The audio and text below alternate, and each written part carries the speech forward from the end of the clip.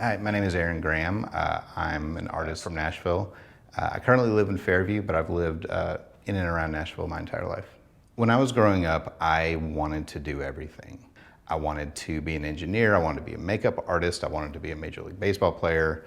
For a short time, I wanted to rescue people by swinging from tree to tree and just rescuing them somehow.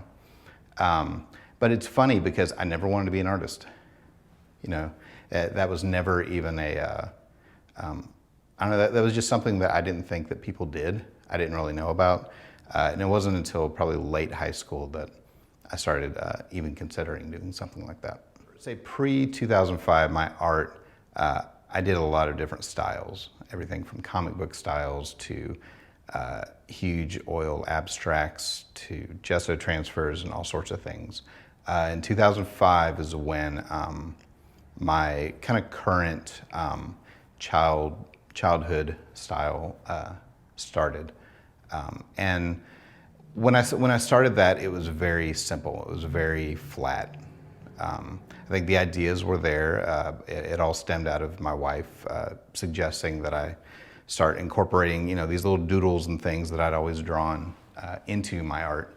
And so I started doing these, but over the years, I've definitely started changing them by building up a lot of textures and a lot more layers. And I used to do all of my lines with charcoal, and now I do them with different paints. And I think my line quality is a lot different. And I've also started over the last couple of years kind of getting back into my love for abstracts. And so in a way, I have my primary style that people kind of know. Then I also do some abstracts, which I just think are fun because it's like an entirely different mindset. And so for the future, I see the two merging, which they kind of have started a little bit. Like a lot of my abstracts are not 100% abstract. I'll put like little things in there that you may not even see until you really kind of get close, or I might incorporate some words and things into them. But I definitely, I like both worlds, and I think that I'm just going to keep doing more and more to bring them together. When I sit down to make a piece of art, I approach it one of two ways. The primary way is I essentially have the finished piece in my head when I start.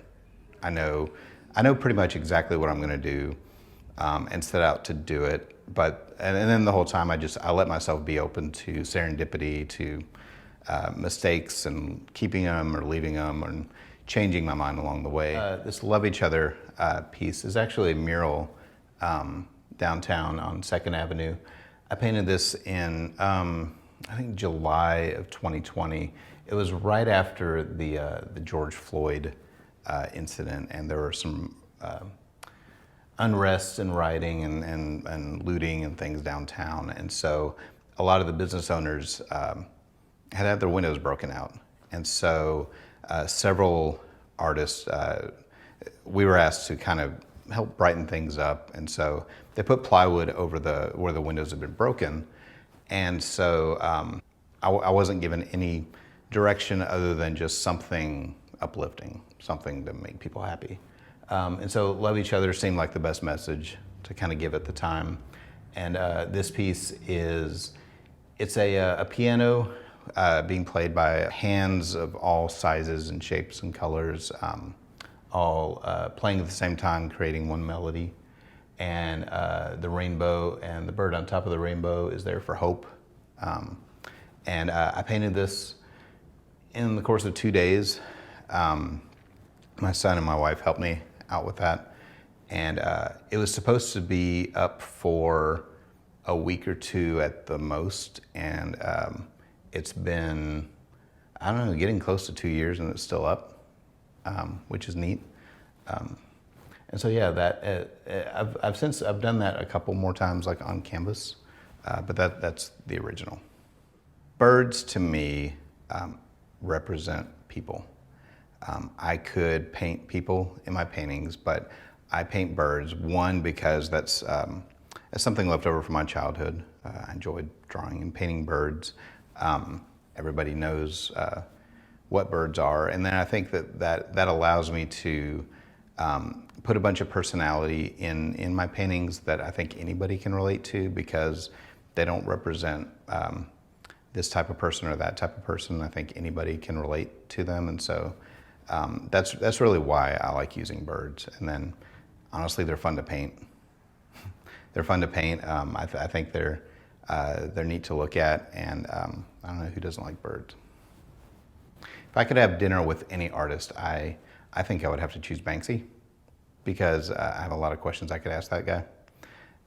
If he does not reveal himself to me, I'd love to have dinner with Shepard Fairey. I've been fascinated by his career. And then if we could go over the language barrier, I'd love to sit down with Picasso. I think he would probably demolish me in a conversation, but I think I would just love being around that guy. I've loved art as long as I can remember. I think what I've loved has changed and grown, but yeah, from my earliest memories, I've loved looking at art and making art.